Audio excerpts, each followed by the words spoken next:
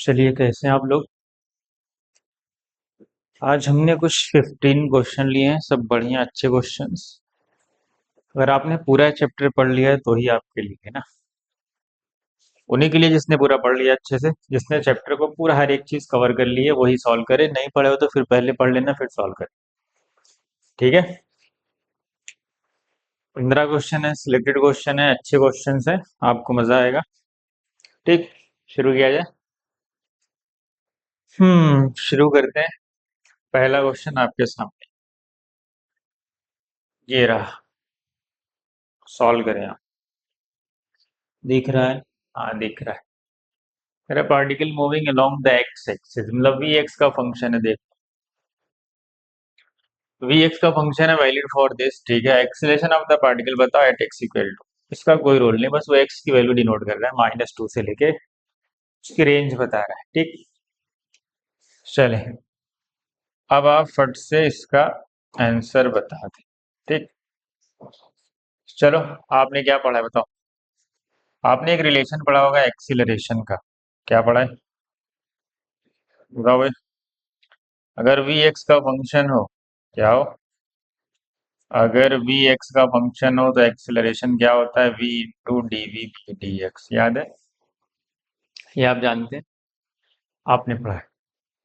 जिनको आता है वो थोड़ा स्पीड फास्ट भी कर सकते हैं। 1.25 पे देख लो या 1.5 को। अगर आपका बेसिक स्ट्रांग है तो आप थोड़ा स्पीड बढ़ा के भी देख सकते हैं। मैं तो आराम से। ठीक, चलो। V into D we by D X होता है, ये आपको पता है, जब वी एक्स का फंक्शन। ये कब यूज होता है?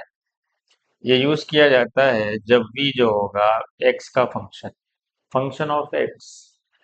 हमें रिलेशन क्या दिया हुआ है? B square equal to 4 - X square. तो मैं क्या करूंगा? इसको डिफरेंशिएट करूंगा। किसके रिस्पेक्ट में? किसके रिस्पेक्ट में करूंगा डिफरेंशिएट? एक्स के रिस्पेक्ट। तो क्या होगा? वी स्क्वायर का डिफरेंशिएशन बताओ। 2v। ये तो पावर का हुआ है। फिर v का होगा किसके रिस्पेक्ट में? एक्स के। dv by D x. ठीक, 4 कांस्टेंट है, पता है डिफरेंशिएशन कांस्टेंट का 0 होता है। -एक्स स्क्वायर का 2x, फिर x का करोगे तो 1 आएगा। ठीक, क्योंकि हम x के रिस्पेक्ट में ही डिफरेंशिएट करते हैं। चलो, क्या होना है? ये तो 0 कोई मतलब है नहीं, ये 2 से ये 2 क्या होना है? कैंसिल हो जाना है। तो यहाँ पे आपके पास बचा क्या? v into D we by D X, और इधर क्या बचा आपका? -x। और आपने पढ़ा है कि अगर v x का फंक्शन होता है तो एक्सीलरेशन ये होता है। क्या होता है? तो आपका एक्सीलरेशन क्या होता है? यही होता है। यही एक्सीलरेशन होता है। v D we by D x ही हमारा क्या हो जाएगा? a हो जाएगा। तो a की value -x, v D we by D X a ही तो होता है। तो x की वैल्यू आपको दी है, किस पॉइंट पे चाहिए आपको भाई? देख लो, दिया हुआ है आपको x इक्वल टू 1 पे चाहिए। तो यहाँ पे x इक्वल टू 1 रख दो आप। a इक्वल टू, जब x की वैल्यू 1 रखोगे तो एक्सीलरेशन आ जाएगा माइनस। ठीक है, हमारा ऑप्शन हो गया ए ऑप्शन। ठीक है, ये था आपका पहला क्वेश्चन। आगे बढ़े, देख लो अच्छे से अगले क्वेश्चन। चलिए इसको सॉल्व करें। आप क्या कह रहा है? एक बॉल को ड्रॉप किया गया है। A ball is drop from a height and takes 4 second to reach the ground. कह रहा है एक बॉल को ड्रॉप किया गया है और वो जब वो ग्राउंड पे पहुंच रहा है उसको कितना सेकेंड लग रहा है यहाँ से यहाँ पहुंचने में। मान लो कोई बॉल यहाँ से ड्रॉप किया गया। ड्रॉप का मतलब इनिशियल वेलोसिटी 0 से। फ्री फॉल वाला केस है, आपको पता है। अब वो ग्राउंड पे पहुंच गया। कहाँ? ग्राउंड। कितना सेकंड लगा इसको पहुंचने में? 4 सेकंड। कितना लगा? मतलब ये पूरी जर्नी उसकी 4 सेकंड की है। पूछा गया find the distance fallen bye the ball during the last 1 second. कह रहा उसके आखिरी सेकंड में वो कितना चला। आपने पढ़ा होगा displacement in T S second, ये वाला रिलेशन आपको पता होगा, एस टी वाला। क्या होता है? You plus half A into 2t - 1। याद है? पहले सेकंड में कितना चलता है याद है? इसी में रखते हैं, टी ए की वैल्यू जी ले लेते हैं और टी की वैल्यू 1 रखते हैं। तो पहले सेकंड में सबको पता है कितना चलता है? 5 मीटर। अगले में कितना चलता है? 15 मीटर। फिर अगले में कितना चलता है 25 मीटर, फिर अगले में कितना चलता है 35 मीटर, अगले में 45। तो लास्ट सेकंड की बात करें तो पहले सेकंड में 5 मीटर चला, दूसरे सेकंड में 50 मीटर चलता है इसी फार्मूले से, तीसरे में 35 और लास्ट में कितना चला आपका 35। इसका मतलब मेरा जो फाइनल आंसर है कि वो लास्ट ऑप्शन में नहीं है, तो ऑप्शन में ऑप्शन में कुछ भी हो सकता है, तो फाइनल आंसर आएगा 35। ऑप्शन नहीं है, मिसिंग है यहाँ पे, ठीक। लेकिन मुझे पता है कि लास्ट सेकंड में कितना जाएगा, वो 35। ठीक है, आगे बढ़ते हैं। एक क्वेश्चन ये है, particle start from rest and moves with the acceleration a is equal to kt, where k is a positive constant, distance covered by the particle in time t is proportional to।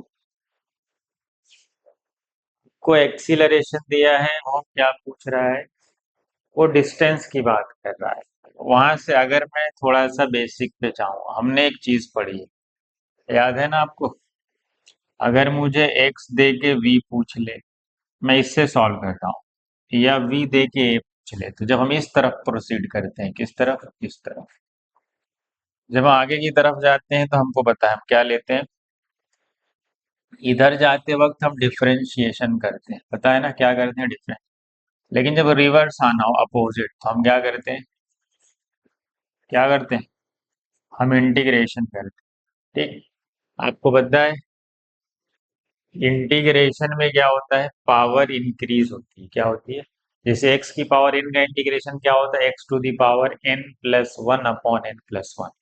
अगर हमें ए दिया हो और B पूछा हो तो एक power बढ़ेगी, लेकिन अगर हमें v दिया हो और x पूछे तो इसमें भी एक पावर बढ़ जाएगी। लेकिन जब हम डिफरेंशिएट करते हैं x to the power n, तो आता क्या है एन एक्स की पावर n माइनस वन। तो मतलब जब हम डिफरेंशिएट करते हैं तो एक पावर घटते हुए जाती है, पता है ना। आपको एक्सीलरेशन दिया हुआ और क्वेश्चन में मेंशन a बराबर के टी है, मतलब एक्सीलरेशन प्रोपोर्शनल है किसके, टाइम के।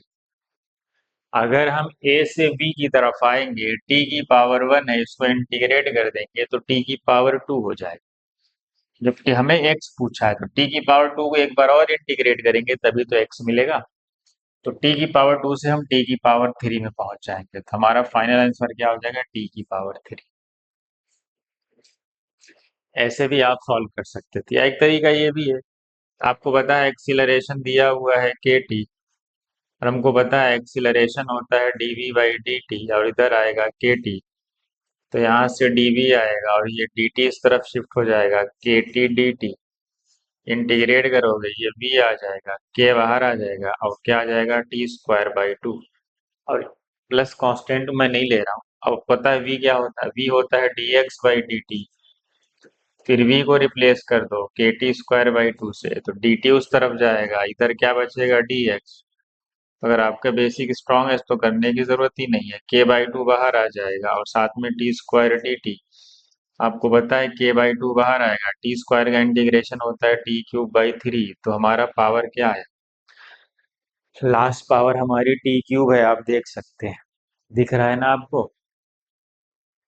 जल्दी किससे आ रहा है, इस वाले से। अगर आपको बेसिक स्ट्रांग है तो आप इसी फॉर्मेट को यूज करें, इस तरफ जाएंगे पावर बढ़ घटेगी, इस तरफ जाएंगे तो पावर बढ़ेगी, क्योंकि dx बाई डी टी भी होता है, dv बाई डी टी ये होता है, और रिवर्स आएंगे तो हमें इंटीग्रेट करना पड़ता है ऐसे। आगे बढ़ जाऊं मैं,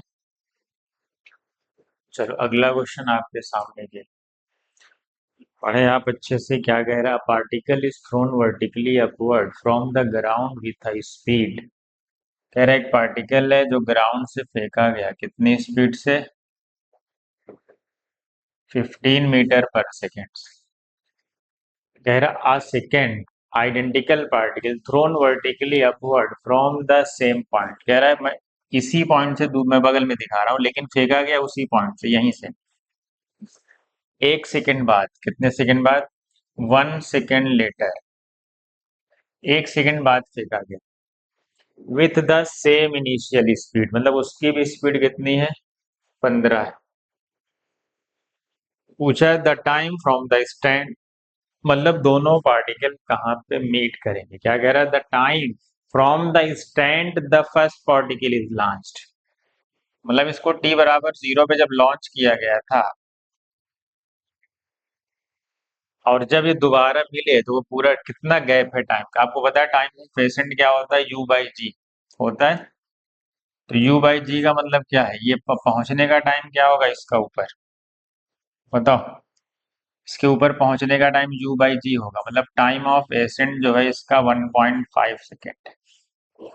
कितना है, 1.5 सेकेंड। मतलब एक सेकेंड बाद ये कहीं यहाँ रहा होगा। तो जितना टाइम इसको जाने में लगेगा उतना ही टाइम इसको आने में लगेगा।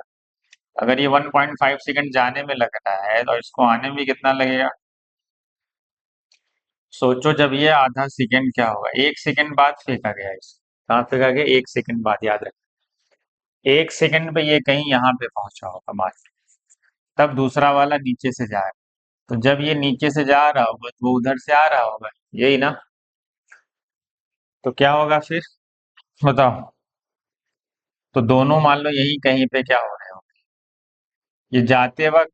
अब ये दूसरा वाला जब लौट रहा होगा तो ये इधर से जा रहा होगा, मान लेते हैं यहीं कहीं मिलेगा वो। ऐसे ही करोगे ना। तो जब पहला वाला लौट रहा होगा कौन, तो दूसरा वाला यहाँ से मिल रहा होगा, तो यहाँ कहीं पे इनकी मुलाकात हो जाएगी, मान लो कहाँ पे हुई, यहाँ पे। तो दूसरा वाला यहाँ से लौट रहा है, और ये दूसरा, ये फर्स्ट वाला है, फर्स्ट वाला, और ये आपका सेकेंड है। तो दोनों कहीं मीट हुए, पता है ना। अब यही टाइम आपको बताना है कि कितने सेकंड बाद मिले। टाइम ऑफ एसेंट है 1.5, तो 1.5 जाने का 1.5 आने का, टोटल 3 सेकंड होगा। 3 सेकंड में तो नहीं मिल रहा है, 3 सेकंड में तो ग्राउंड पे आके टकरा जाएगा, 3 सेकंड तो है ही नहीं। 1.5 सेकंड भी नहीं होगी, क्योंकि 1.5 सेकंड पे वो टॉप पे पहुंच रहा है, तो ये नीचे से जा, इधर से जा रहा है, तो जब वो लौट के आ रहा होगा तब ये टक्कर मारेगा उसको, यही ना। इसका मतलब इसी दोनों में से कोई एक ऑप्शन होगा। अब सोचो क्या होगा जब ये लौट, सोचो जितना ये 1 सेकंड में चला होगा, 1 सेकंड ना, मान लो 1 सेकंड ये चला होगा, 1 सेकंड में, 1 सेकंड बाद तो फेंका गया, तो 1 सेकंड में चला होगा कुछ ऊपर, तो उसका टाइम ऑफ एसेंट वो 2 सेकंड चल चुका होगा। 2 सेकंड में कितना चला होगा, सोचो पहला वाला जब यहाँ से जाके लौट रहा है, तो दूसरा वाला यहाँ से जा रहा है और यहीं पे कहीं पे टक्कर, तो इसकी 1 सेकंड बाद चला है, तो 1 सेकंड बाद का मतलब उसकी जर्नी अगर 2 सेकंड की होगी, तो इसकी 1 सेकंड की होगी, तो 1 सेकंड में कहाँ होगा, यहीं पे तो होगा।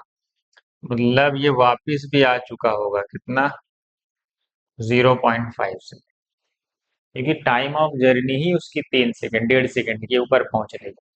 तो 1.5 सेकंड में ऊपर पहुंचेगा, आधा सेकंड में नीचे आया हो। तो जब ये 1 सेकंड बाद फेंका गया है, तो 2 सेकंड बाद इसकी टाइम वहीं पे होगा, 2 सेकंड बाद ये उसी हाइट पे होगा। टी बराबर 0 से काउंट हो रहा है, याद रखना ये, क्योंकि 1 सेकंड बाद फेंका गया, तो मतलब ये एक ही सेकंड चला होगा, वो 0.5 सेकंड नीचे भी आ चुका होगा।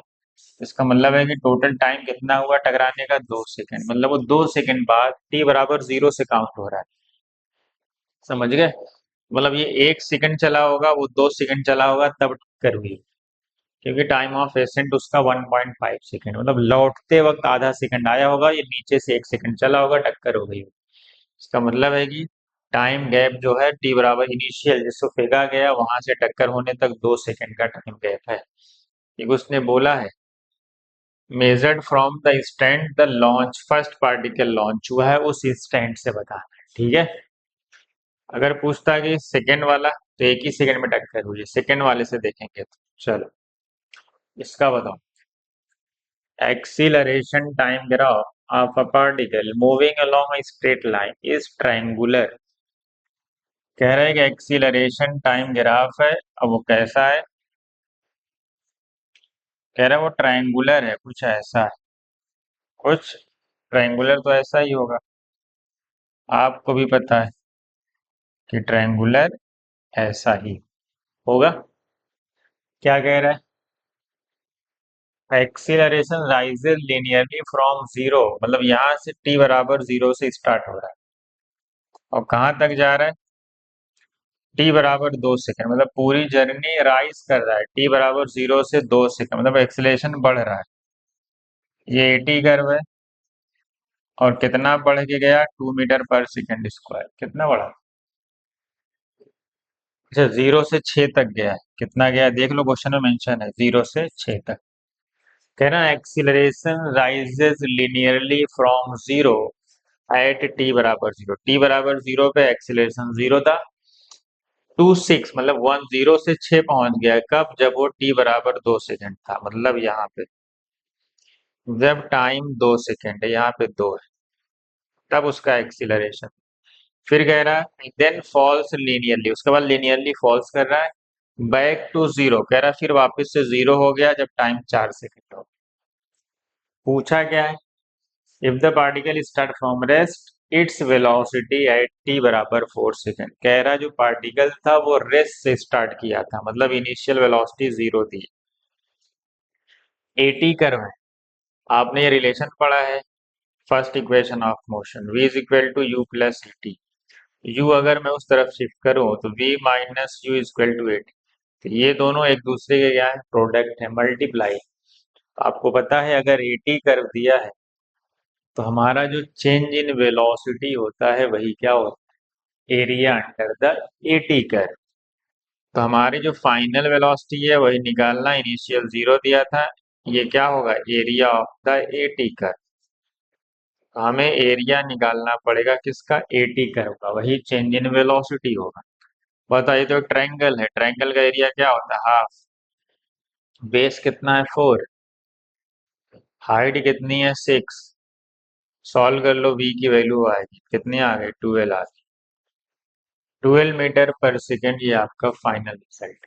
देख लो, आगे बढ़े। एटी कर्व में हमें क्या मिलता है? Area under the eighty curve he change in velocity होता है, आपने पढ़ा होगा। इसलिए मैंने कहा आप पढ़ लें फिर इसको सॉल्व करें, अदरवाइज मजा नहीं आएगा। चलो इसको सॉल्व करो, मैं आया आधा मिनट।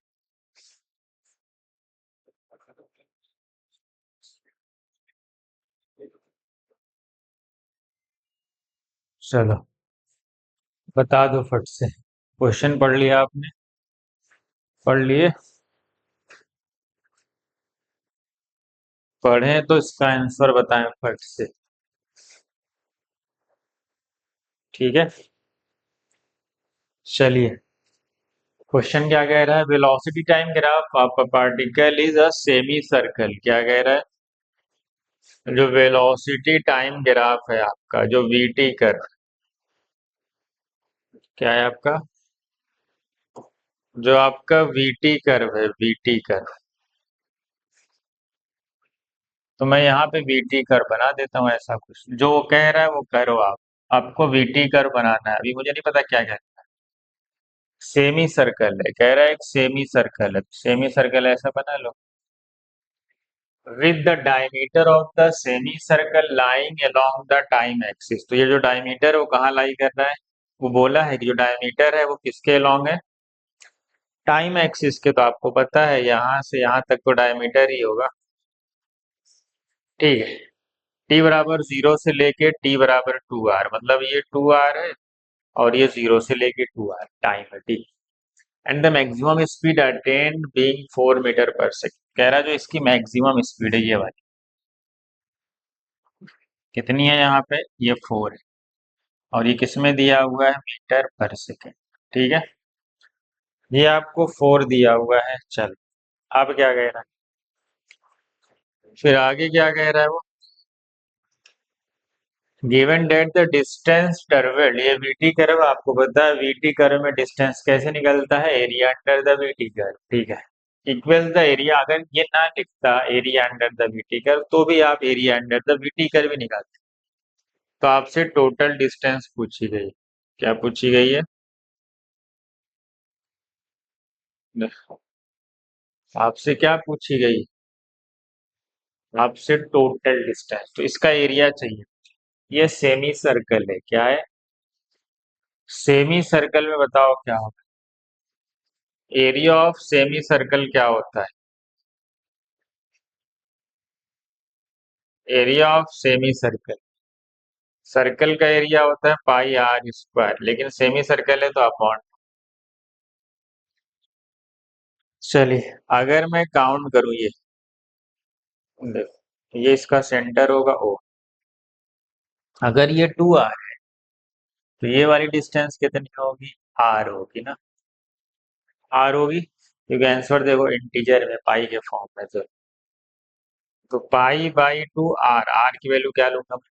मुझे पता है ये भी रेडियस है और ये भी रेडियस है, ये भी क्या है, रेडियस, और इसकी यूनिट कितनी है, 4। तो मैं क्या करूं, यहाँ पे 4 का स्क्वायर करूं, सॉल्व करूं, कितना आ रहा है, 16, 2 8 जा 16, कितना आ रहा है, 8 पाई, कितना आ रहा है, 8 पाई आएगा ना, देख लो, क्योंकि ये भी रेडियस है, ये भी रेडियस है, क्योंकि सेम ही सर्कल है, सेंटर से तो दोनों रेडियस ही होगा, ये भी रेडियस से, क्योंकि सर सेंटर से कहीं भी जाओ सब रेडियस है, सरकमफ्रेंस पे सब क्या होती है, सब तो रेडियस ही होता है। ठीक है, अगले क्वेश्चन की तरफ पढ़ते हैं, समझ गए, अगला क्वेश्चन कह रहा है particle moving along a straight line experiences a retardation proportional to a equal to minus kv। ठीक है, रिलेशन देखो v और t का है, रिलेशन देखो किसका है, v और t का। तो एक्सेलरेशन आपको दिया हुआ है, क्या दिया है, दिया हुआ माइनस के, ठीक है। अब हमें करना क्या है, vt का रिलेशन चाहिए, तो vt के रिलेशन में क्या होता है, एक्सीलरेशन का फार्मूला बताओ, dv बाई dt, क्योंकि vt में चाहिए हमें रिलेशन, तो हमें a को लिखना पड़ेगा dv बाई dt, तो v को इस तरफ ले आओ, क्योंकि dv के साथ v जाता है, सबको पता है, माइनस के बाहर ले लो, और ये फिर इंटीग्रेट होगा, माइनस के बाहर ले लो और dt को इंटीग्रेट करो। अब लिमिट रखते हैं, क्वेश्चन ने बोला कि positive, if the initial velocity is v naught, मतलब initial velocity v naught, initial velocity का मतलब t बराबर 0 पे, टाइम नहीं दिया है तो t बराबर 0 ही लिया है। पूछा क्या है, the velocity of the particle, मतलब फाइनल वेलोसिटी पूछा भी, कितने टाइम पे नहीं पता, तो क्या मान लेंगे, आफ्टर टाइम टी, क्योंकि हमें v और t का ही रिलेशन चाहिए, हमें v और t का ही रिलेशन चाहिए। बताओ 1/v का इंटीग्रेशन सबको पता है, log v या log बेस e लिखो या ln v लिखो, सब एक ही बात।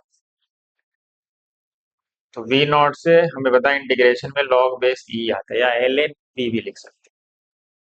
बताओ माइनस के कांस्टेंट है, dt का इंटीग्रेशन t आएगा, क्योंकि अपर लिमिट रखोगे t, लोअर तो 0 है तो 0 हो जाएगा, कोई फर्क नहीं पड़ेगा, क्या हो जाएगा, log v minus log v।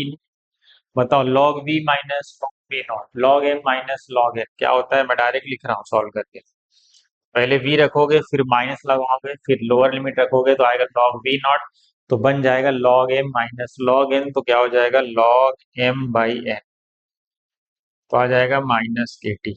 मुझे बेस ही, अगर मैं इधर से log v से बेस हटाऊं तो log की प्रॉपर्टी पढ़े हो ना, अगर कोई फंक्शन ऐसा लिखा हो log base a to the x equal to b, तो x क्या होता है, a to the power b, पढ़े होगे log, ये प्रॉपर्टी आपने पढ़ी है। तो यहाँ पे तो बेस ही है, तो v by v not is equal to क्या हो जाएगा, e to the power minus k t. तो यहाँ से मेरा v का रिलेशन आ गया, v नॉट उधर मल्टीप्लाई हो गया, v नॉट e की पावर माइनस के टी, ये आपका फाइनल आंसर है, देख लो, v बराबर v नॉट e की पावर माइनस के टी, समझे। आगे बढ़े जाए, मजा आ रहा है, चलो एक क्वेश्चन आपके सामने पढ़े, इसको क्या कह रहा है, कह रहा है पार्टिकल ने मूव कर रहा है along the x axis with velocity v, v is equal to कितना है, 6 माइनस 2t, कितना है, स्टार्टिंग फ्रॉम द ओरिजिन, कह रहा है वो स्टार्ट कर रहा है ओरिजिन से, t बराबर 0 से, तो वेलोसिटी का रिलेशन दिया हुआ है।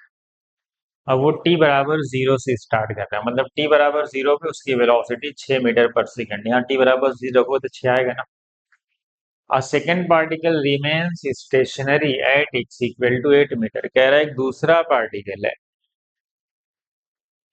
जो 8 मीटर पे, वो स्टेशनरी है, क्या है, स्टेशनरी, कह रहा value of T eight which the two particles occupy the same position, कह रहा वो टाइम बताओ, देखो एक कहाँ पे है, एक है एक्स इक्वल टू 8 पे, दूसरा कहाँ है, एक्स इक्वल टू 0। अब वो अप्रोच कर रहा, मतलब दोनों जब ये यहाँ पे पहुंच जाएगा तभी तो पोजीशन सेम होगी, और ये इसका रिलेशन दिया है v का, ये किस फंक्शन से चल रहा है, v is equal to 6 minus 2t से, इससे ये चल रहा है, ठीक। टी बराबर 0 पे उसकी वेलोसिटी ज्यादा होगी, उसके बाद जैसे जैसे टी बढ़ेगा वो वेलोसिटी कम हो रही, मतलब रिटार्डेड मोशन। तो कह रहा है कि दोनों की पोजीशन यहीं पे हो जाए, मतलब जब ये यहाँ से यहाँ पहुंचेगा, मतलब वो कितना डिस्टेंस चल ले, 8 मीटर चल लेगा, क्योंकि ये तो रेस्ट पे है, तो इसका मतलब दोनों की पोजीशन क्या हो जाएगी, क्या हो जाएगी, सेम हो जाए ना। चलो v बराबर क्या होगा, चलो पहले हम डिस्टेंस निकालेंगे किसकी, ये इसको चलाना कितना है 8 मीटर, तभी तो दोनों की पोजीशन एक ही जगह आएगी जब ये यहाँ से पहुंच जाएगा कहाँ, यहाँ। तो वो तो क्योंकि ये रेस्ट पे है, तो दोनों की पोजीशन सेम हो जाएगी। बताओ v को हम लिखेंगे dx/dt, कितना आएगा 6 - 2t। dx क्या होगा 6 - 2t, और यहाँ पे क्या चला गया dt, ठीक। देख लो यही आएगा। हमें क्या करना है, इसको इंटीग्रेट करना है। क्या करना है, इंटीग्रेट।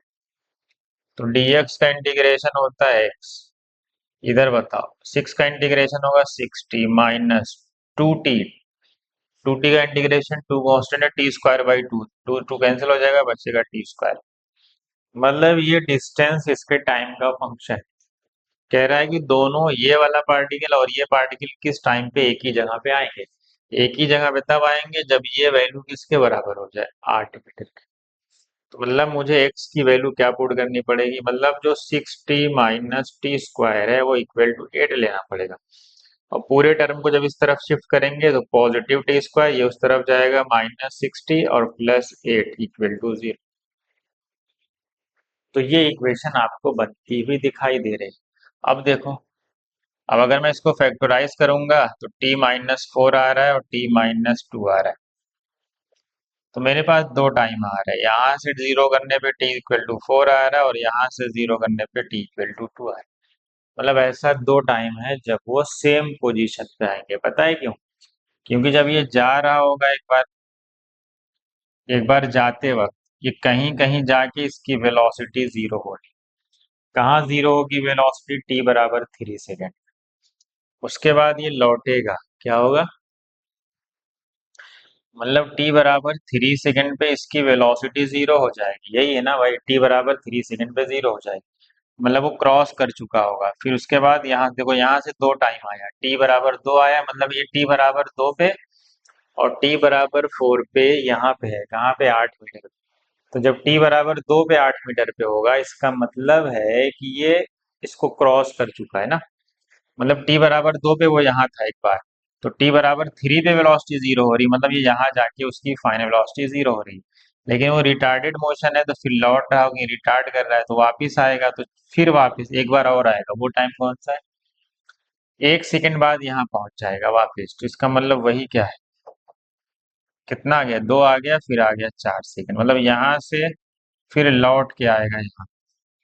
क्योंकि रिटार्डेड मोशन है, निगेटिव एक्सिलरेशन काम कर रहा है, कहीं पे जाके वेलोसिटी जीरो होगी फिर लौटेगा।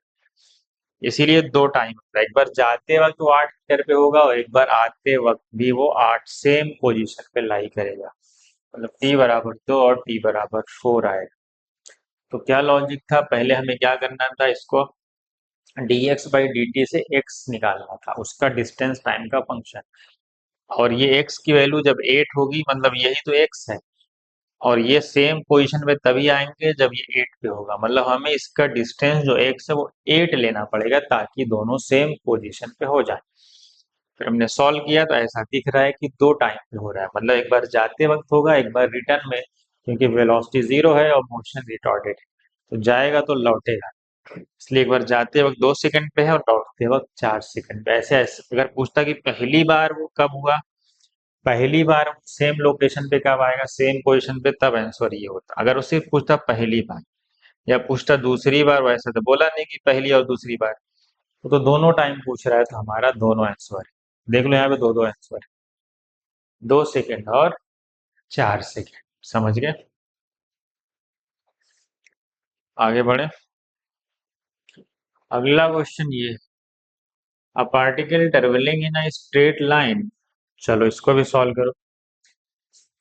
कह रहा है एक पार्टिकल है जो स्ट्रेट लाइन में चल रहा है, चलो ऐसे चला, कितनी velocity covers first half of the total distance with speed 3 metre per second. हमें पूरी डिस्टेंस नहीं पता है तो हम डी मान लेते हैं। क्या मानते हैं? हमें डिस्टेंस नहीं दिया तो हम पूरी डिस्टेंस को डी एज्यूम कर लेंगे। ठीक। कह रहा है फर्स्ट हाफ डिस्टेंस मतलब पहली जो आधी डिस्टेंस है d/2 कितनी वेलोसिटी से चल रहा है क्वेश्चन में मेंशन कितने से। मैं समझा रहा हूँ इसलिए तुम्हारी स्पीड अच्छी होनी चाहिए तो मैं समझाने के लिए आराम से बता रहा हूँ। आप थोड़ा अगर स्लो जाओ थोड़ा फास्ट कर ले। Remaining half is covered in two time equal time interval. कह रहा है जो रिमेनिंग हाफ डिस्टेंस बची क्या d/2 दो इक्वल टाइम इंटरवल में करना है। मतलब अगर ये दो इक्वल टाइम इंटरवल का मतलब ये टी और ये टी दो अलग अलग टाइम इंटरवल में करना है उसको। कितनी स्पीड से ये वाले टाइम पे उसकी स्पीड कितनी थी 4.5 मीटर पर सेकेंड और ये वाले टाइम पे जब वो जा रहा है तो कितना आ रहा है 7.5 मीटर पर सेकेंड।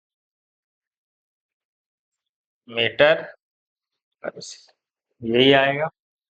देख लो एवरेज स्पीड क्या पूछा आपसे एवरेज स्पीड।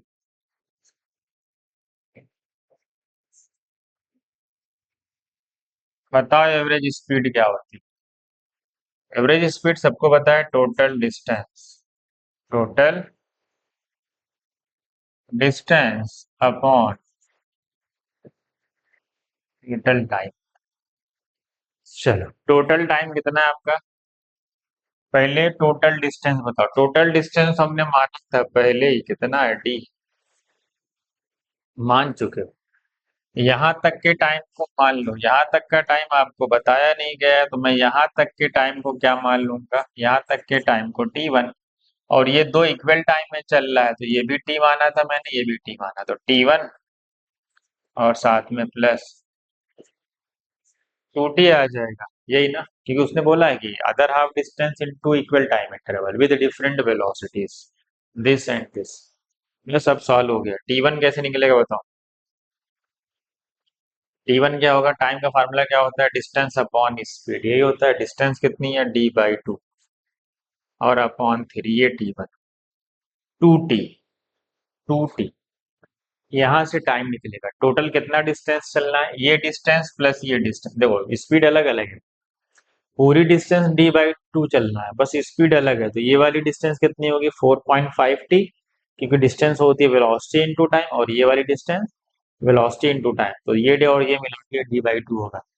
मतलब 4.5 × t plus 7.5 × t is equal to d/2। दोनों को ऐड कर दो कितना आ गया 12t इक्वल टू d/2। मुझे 2t चाहिए। अगर मैं इसको 2t करूंगा तो मैं क्या करूँ 6 से डिवाइड कर दूं इधर भी तो मेरा ये क्या बन जाएगा या 6 इधर लेके चले जाओ 2t is equal to d/12 यही आएगा देख लो क्योंकि मुझे यहाँ 2t ही रखना है। तो मैंने क्या ले लिया यहाँ पे d/12 2 नीचे आ जाएगा d/6 और d कॉमन हो के कैंसिल हो जाएगा तो नीचे क्या बचा 1/6 प्लस 1/12। 12 सिक्स ऊपर चला जाएगा 12 सिक्स कितना होता है 72 12 प्लस क्रॉस मल्टीप्लाई करोगे 12 प्लस 6 18 आ जाएगा 18 4 तो मेरा फाइनल आंसर आ गया कितना 4 देख लो। फाइनल आंसर कितना है फाइनल आंसर है 4 कितना है फाइनल आंसर आ गया 4। फाइनल आंसर कितना आ गया 4 आ गया। सही है देख लो सही है ना। हम्म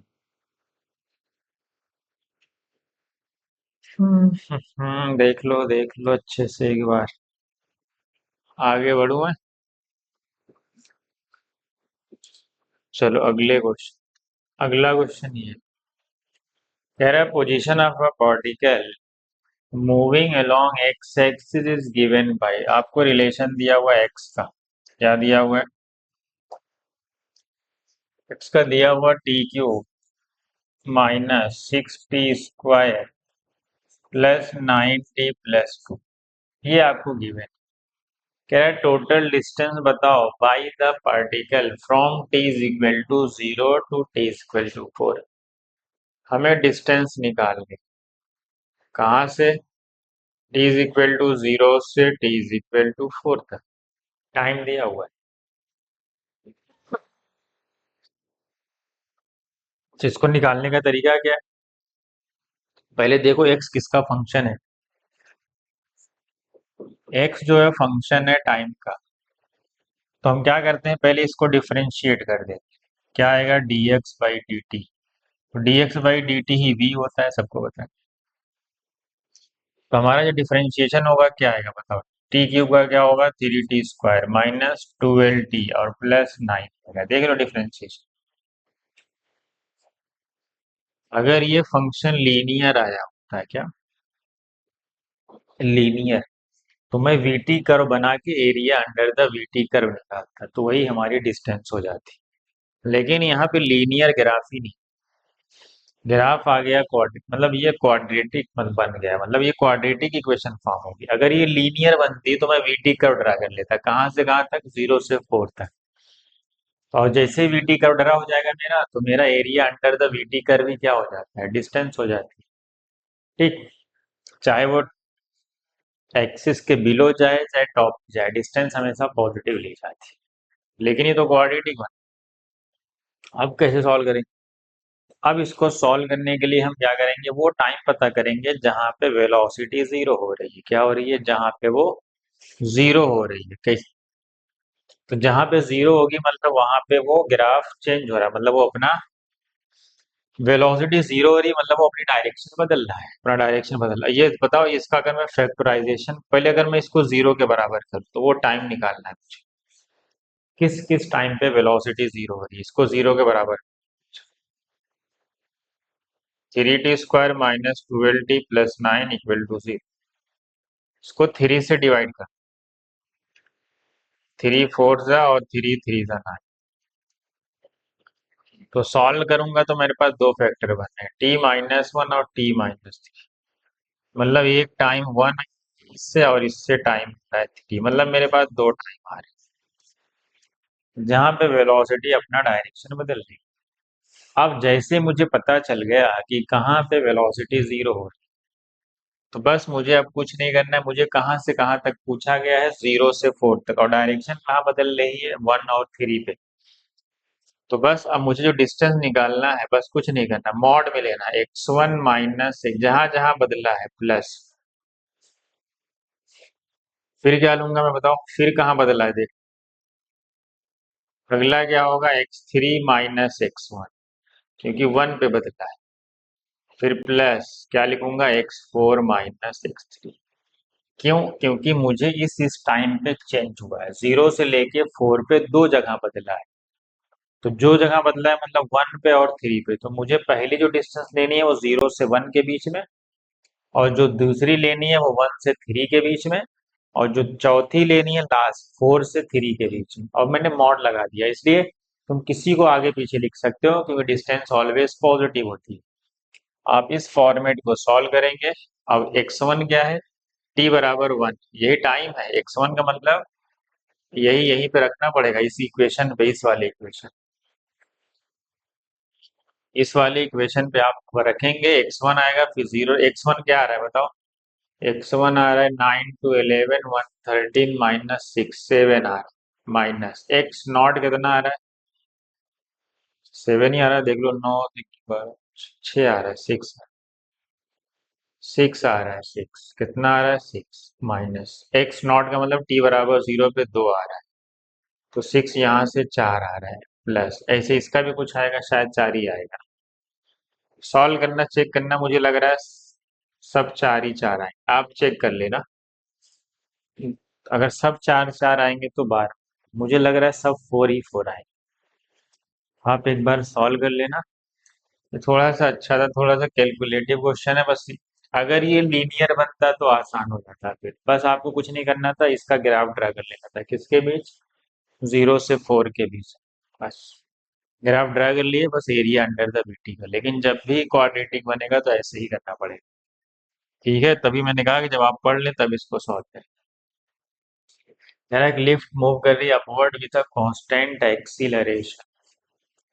A ball is released from the rest relative to the lift from a point 6 meter above the floor of the lift.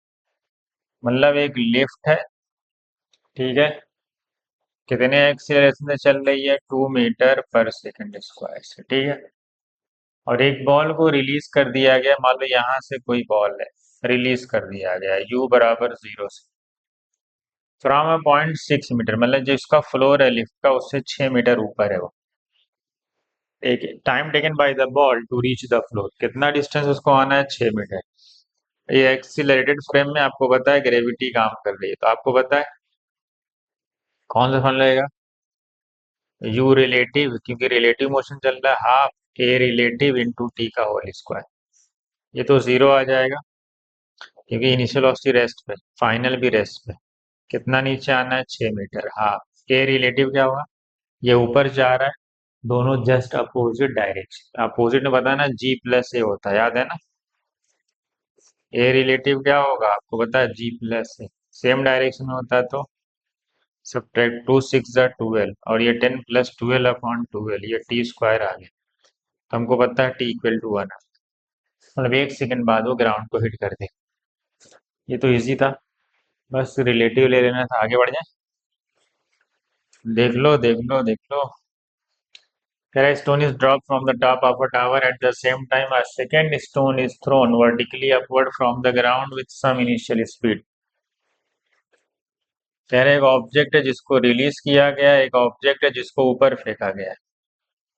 इसको रिलीज किया गया यू से और इसको यू से मान लो फेंक दिया गया. हाँ. While both stone remain in height, कह रहा है जब दोनों ऊपर है, मतलब जमीन पे नहीं, हाइट पे है, मतलब कहीं होंगे, मान लो एक यहाँ पे है, एक यहाँ पे है. तो कह रहा है which of the following physical quantities identical for two stone at every instant. कह रहा है दोनों स्टोन के लिए कौन सी ऐसी फिजिकल क्वांटिटी है जो हर इंस्टेंट पे कांस्टेंट रहेगी जब तक वो मोशन में है. बताओ, आपको पता है एक ही चीज कांस्टेंट रहेगी दोनों के लिए, कौन सा. तो आसान था, क्या कांस्टेंट रहेगा, एक्सीलरेशन.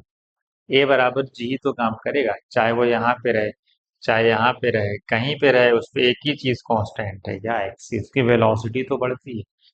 ये नीचे आ रहा होगा तो वेलोसिटी बढ़ रही होगी, समझ, स्पीड भी चेंज हो रही होगी, डिस्प्लेसमेंट भी चेंज हो रहा होगा. ठीक है, आगे बढ़ जाए.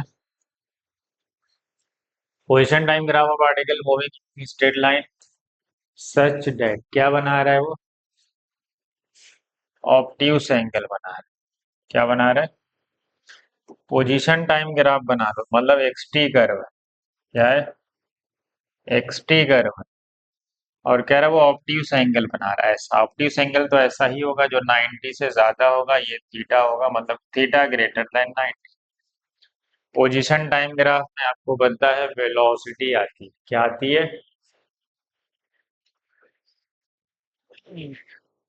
पोजीशन टाइम ग्राफ में क्या निकलता है आपको, वेलोसिटी निकलती है. वेलोसिटी निगेटिव होगी, क्यों, क्योंकि slope of the x T curve भी तो वेलोसिटी मिलता है. अब बताओ, मूव्स विद अ नेगेटिव, और स्लोप तो कांस्टेंट होगा. स्लोप क्या होगा, क्योंकि लीनियर ग्राफ है ना, लीनियर ग्राफ में स्लोप क्या रहता है. अरे भाई चाहे तुम यहाँ देख लोगे ये भी थीटा ही रहेगा, मतलब क्योंकि ये करेस्पॉन्डिंग एंगल आएंगे, ये और ये एंगल करस्पॉन्डिंग होते हैं ना. थीटा बदलेगा नहीं तो स्लोप क्या हो जाएगा, स्लोप कांस्टेंट हो जाएगा. हाँ, moves with a positive constant velocity, नहीं moves with a negative constant velocity, ये हो. ठीक है,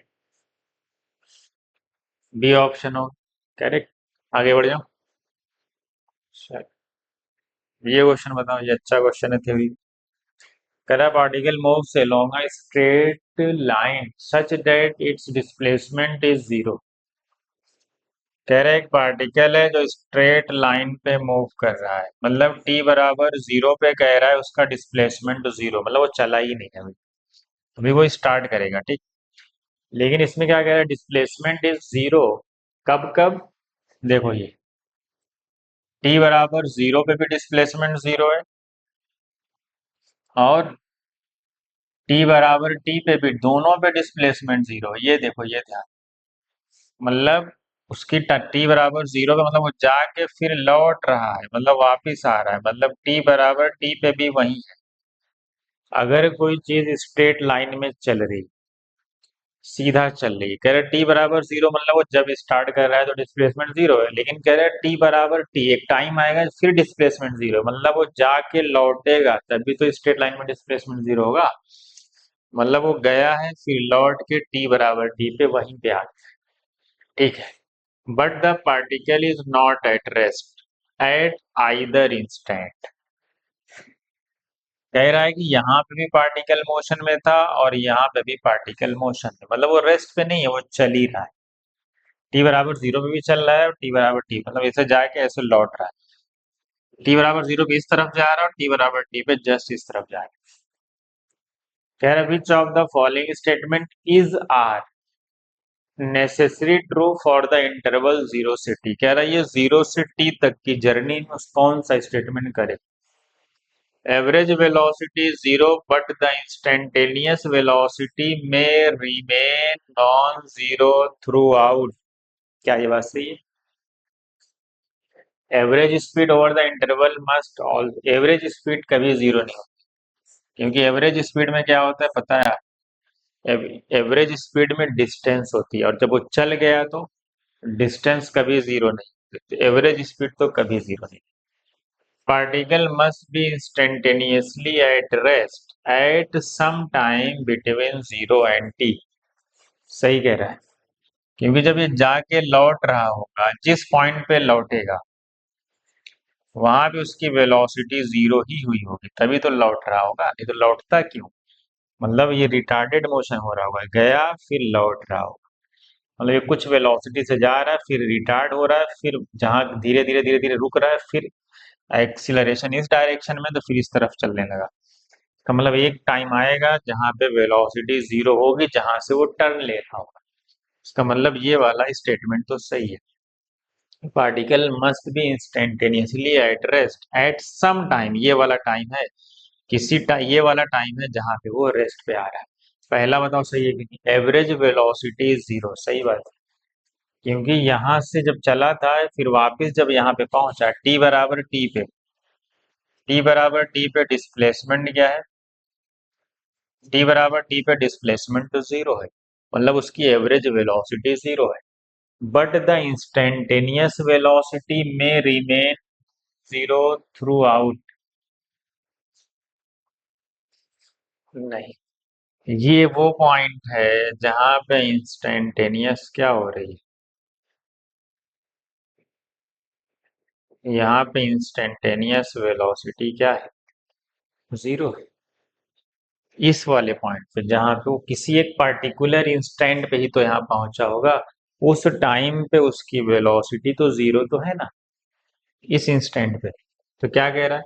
but the instantaneous velocity may remain non zero, ये गड़बड़ लिख दिया। अगर ये जीरो लिखता तो सही हो जाता है, क्योंकि जीरो तो हो रही है उसकी इंस्टेंटेनियस वेलोसिटी इसी टाइम पे जहां से वो टर्न ले रहा है।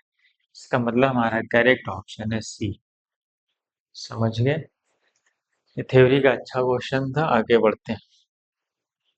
ये क्वेश्चन आपके सामने है, इस क्वेश्चन को आप सॉल्व करें।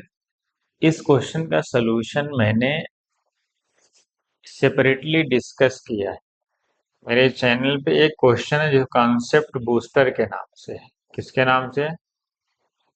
टाइटल ये है कॉन्सेप्ट बूस्टर, उस नाम से इस क्वेश्चन को मैंने डिस्कस किया है। ठीक, आप इसको पहले खुद से ट्राई कर लें, फिर अगर आप करना है तो फिर वहां जाके आप देख सकते हैं। मतलब टाइटल में कॉन्सेप्ट बूस्टर है, अभी थोड़े 2 4 6 दिन पहले की वीडियो। तो आप क्वेश्चन को पढ़ लेना अच्छे से, फिर सॉल्व करना, फिर आप मैच कर लेना, क्योंकि मैंने वहां पे सॉल्व करना है इसको सेपरेटली, सिर्फ एक ही क्वेश्चन वहां। 6 7 8 मिनट की वीडियो होगी, 10 मिनट की जो भी, आप वहां देख लें। ठीक है, चले। कैसा लगा ये 15 क्वेश्चन? 14 ही कराए मैंने, एक आपके लिए। ठीक है, चलिए फिर मिलते हैं और अच्छे क्वेश्चन के साथ। ठीक है, पढ़ते रहिए मेहनत से, वही काम आने वाला है आप।